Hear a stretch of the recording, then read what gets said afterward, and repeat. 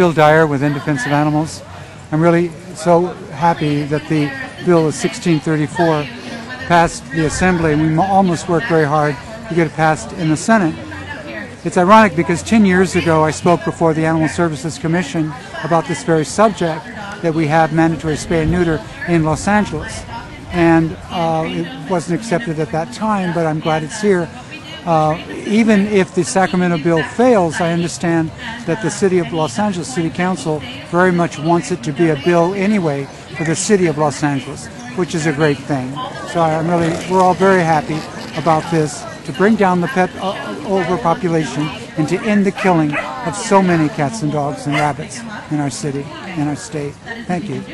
Hey everyone, I'm actress and TV host Bobby Sue Luther. I also have my own rescue group called Cuties for Canines. It's cutiesforcanines.org. And right now in our community we have the California Healthy Pets Act, AB 1634. Check it out on www.cahealthypets.com. And it's all about spaying and neutering all animals in the state of California, which would be very, very important for the shelter community. So check it out and call your local legislation.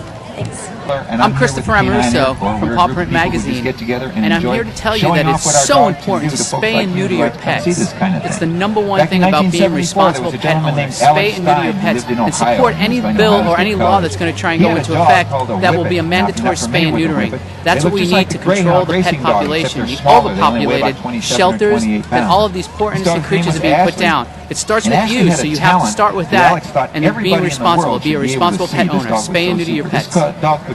We have a pet overpopulation crisis that is so extreme right now, we cannot fix it. We have to do mandatory spay and neuter. I'm sorry that we have to take away all the backyard breeding, but we have to. The amount of animals that are being euthanized in our shelters, that are being tied up, left to die in places you don't want to know about. And for the rescuers, such as myself, to be left to pick up the pieces of what other people are throwing away is unacceptable to me. I say work harder, care more about your neighbor, care about those that are living and on this planet. They are not disposable. We can do better, and that is what I'm asking the public to do.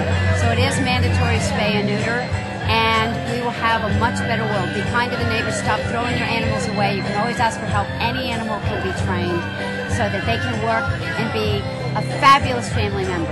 It is surprising that AB 1634, in the Assembly at least, broke down along party lines, Republicans voting against it, Democrats voting for it.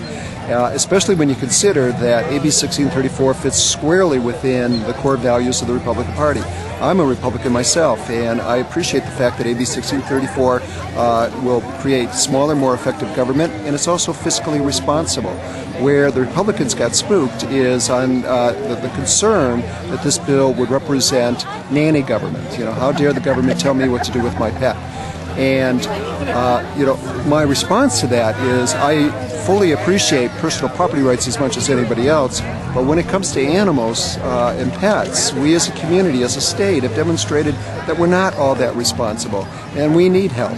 And what's happening is the cost of taking in, caring for, and ultimately killing nearly 500,000 dogs and cats every year is costing us responsible taxpayers $260 million a year, and in addition to that, a $30 million reimbursable mandate from the state to all the animal shelters just for holding these animals.